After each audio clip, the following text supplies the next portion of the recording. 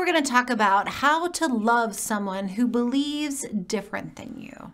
Now, we've all encountered that person that maybe just believes different than you. Maybe they're a Christian, but they have different ideas about God and Christianity than you do. Or maybe it's somebody who is agnostic or atheist, and they don't proclaim to have belief in very much at all. Or perhaps they have identified themselves as spiritual, but not religious.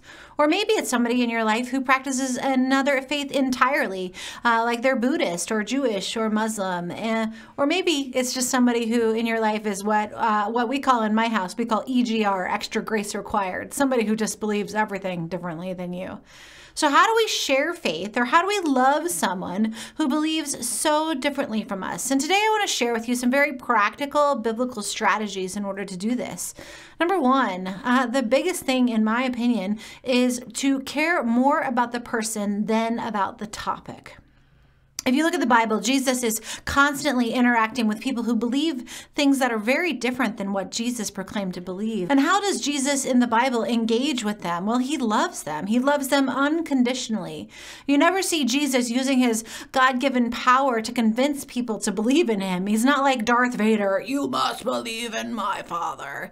But instead, Jesus, he listens, he loves, he asks questions and invites them into stories. Jesus cares more about the people than he does about the topic.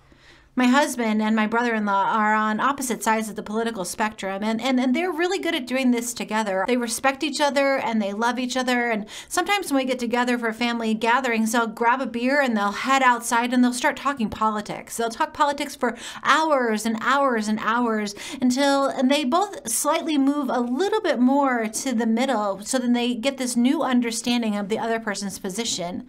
Whether it's politics or whether it's faith, care more about the person than the topic. Number two, faith is shared through persuasion and not coercion. Unfortunately, so much of our church history is one of coercion, and that actually makes me very, very sad. Things like crusades and colonization and forced conversions.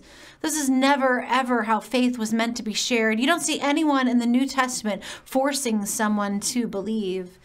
The church, unfortunately, sometimes it uses language of war, and I don't think that that's actually what faith is all about. There's language sometimes you'll hear from church people like winning souls or defeating the enemy or spiritual battles.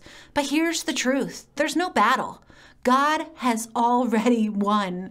Jesus has already defeated all those battles. I'll also see this a lot of times when parents are trying to get their kids to believe. They coerce their kids by threatening them or by shoving the Bible kind of down their throat and in their faces.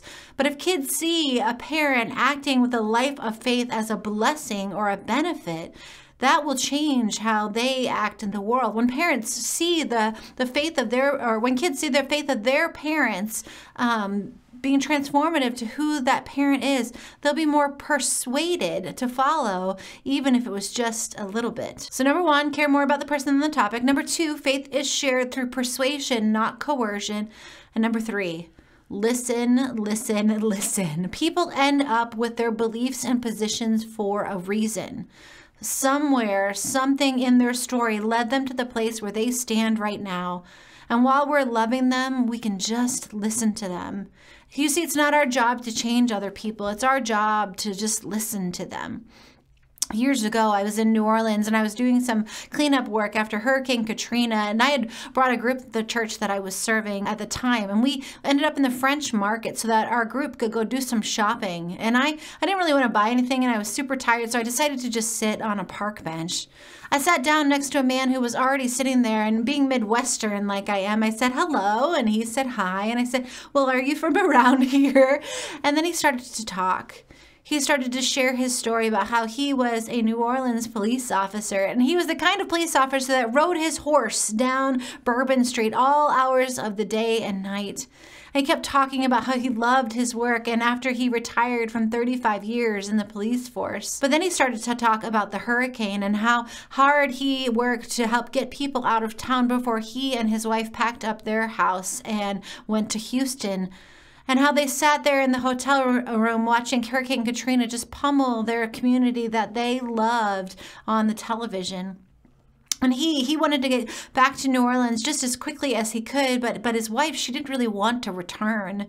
And when he got back, he found that his whole home had been completely wrecked by seawater and backed up sewage, and his house had been flooded, and in the time he had been away, mold had crept its way in, and there was nothing left in his house. But now he was trying to rebuild his house piece by piece while his wife was still in Houston, not being able to bring herself to come back at all because all their neighbors were gone, all their jobs were gone, everything was gone.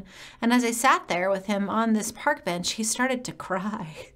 And so I held his hand, and my group came back to me, and I introduced my new friend to my group. And then after that, it was time for us to go. And he stood up and he said, "You are the most interesting person I've ever met." I thought that was really funny because I didn't actually tell him anything about myself. I had just said, "Hi, how are you from around here?" He just needed someone to listen. And here's the reality. I think we all do. That's where we're going to gain the most ground when it comes to getting to know people that are very different than us. My friends, God has got this whole world and all the people in it. And for you to love those that are different than you, it's a gift and it's an honor. And I promise God's hustling for them even more than you are. For Romans 8 says this, "I am convinced that neither life nor death, nor angels, nor demons, nor anything present, nor things to come, nor powers, nor height, nor depth, nor anything else in all creation will ever be able to separate us from the love of God in Jesus Christ." So to recap, how to have these conversations, how do we share faith and love people differently than us? Number one, care more about the person than about the topic. Number two, faith is shared through persuasion, not coercion. And number three, just listen. Listen, listen, listen. Okay, good luck in those conversations. Let me know how they go. Thanks so much for joining us here on The Daily Dose. If you're joining us on Facebook or YouTube, I want to invite you to share and subscribe. And if you're joining us on cable access, I'm super honored you're here. We'll see you soon.